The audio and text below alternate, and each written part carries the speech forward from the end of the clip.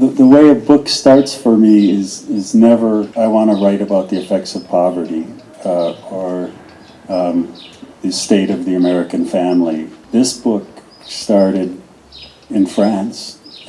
And I did an event like this, and when I was signing books afterwards. Je commence jamais à écrire un livre en ayant, donc, comme je le disais, un thème en tête, les effets de la pauvreté ou la famille américaine ou ce genre de choses.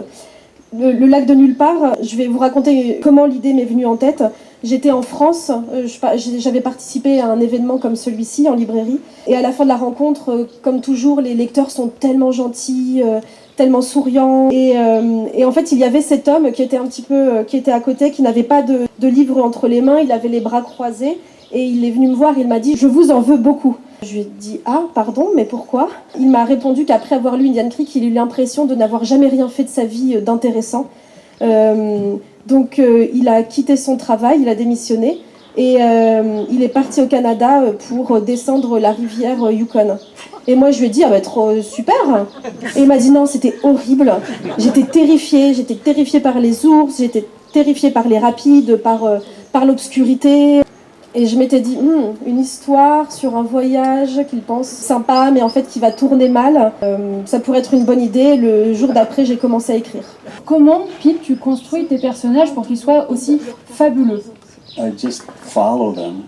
I figured the book would start in an airport because the family gets together. I didn't know if there would be brother or sister, and I thought, oh, I'm a twin, so I loved growing up as a twin, having this confidant with me at all times. And we had a younger brother who I always felt sorry for, because no matter how we could try to bring him in, he wasn't part of it. And so I thought, I'll have twins, they meet the father, and so I just was imagining that. And I saw the brother seeing his sister and goes up and hugs her. And when they let go, the father's standing outside of that, and just me imagining the scene, the sister had her arm around her brother, and she turned him to be between her and the father.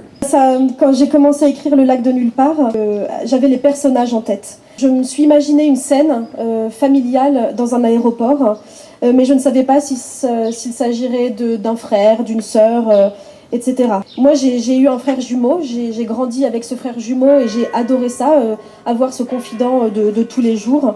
J'avais aussi un frère plus jeune et je me suis toujours sentie un peu coupable pour lui parce que, qu'importe les efforts qu'il faisait pour faire partie de la fratrie, il était toujours un petit peu en décalage.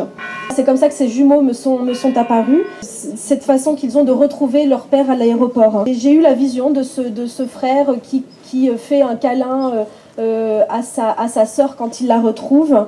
Il lui passe le bras derrière son épaule et puis le père est à côté et quand le père arrive finalement la sœur le garde un peu à part, comme pour garder une distance entre eux et lui. C'est comme ça que j'ai suivi, c'est comme ça que je fais avec mes personnages, je les suis au fil des pages.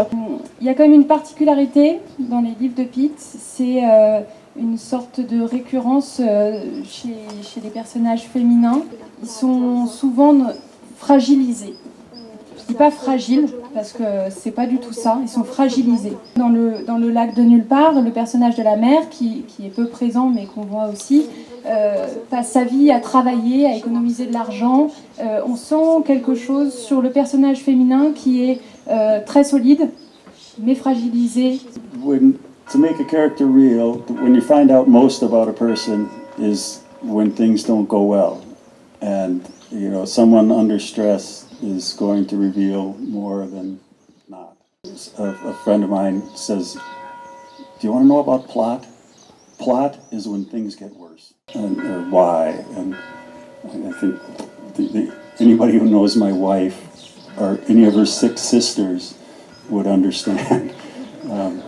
It's write what you know. On apprend beaucoup des humains quand ils vivent des situations difficiles, des situations de stress. Beaucoup plus que quand tout va bien. C'est là qu'on en apprend beaucoup. Et ce sont quand les événements empirent, quand les choses empirent, qu'on en apprend plus. Et souvent on me demande pourquoi les femmes sont si fortes dans mes livres aussi. Et je réponds que les personnes qui connaissent ma femme et ses 6 sœurs pourraient comprendre. Encore une fois, écrit sur ce que tu connais. Comme chaque matin de cette aventure, chaque matin de ma vie, je me réveille en premier pour découvrir qu'Al et moi nous sommes encore rapprochés dans la nuit. Je sens sa respiration contre ma joue, la seule parcelle de peau exposée entre le duvet et le bonnet de papa. Le plus discrètement possible, je repousse le bonnet sur mon front avant de le retirer complètement. Je ne vois pas mieux pour autant. La tente est aussi noire qu'une tombe et la respiration d'Al me semble la seule chose tangible au monde. Je remonte une épaule, puis l'autre. J'essaie de m'extraire du duvet en me tortillant. 2 semaines de hamac et c'est comme si je n'avais jamais dormi avec quelqu'un d'autre. Al change de position, me tourne le dos. Telle devait être notre vie dans l'utérus. J'achève ma mue, trouve mon pantalon, glisse mes jambes dedans. À tâtons, je cherche mon sweat à capuche, repère les cordons, le drape en travers de mes cuisses, y insère mes bras, le passe par-dessus ma tête. Les manches remontent sur mes coudes au moment où j'enfile ma veste. J'enfonce le bonnet sur mes oreilles.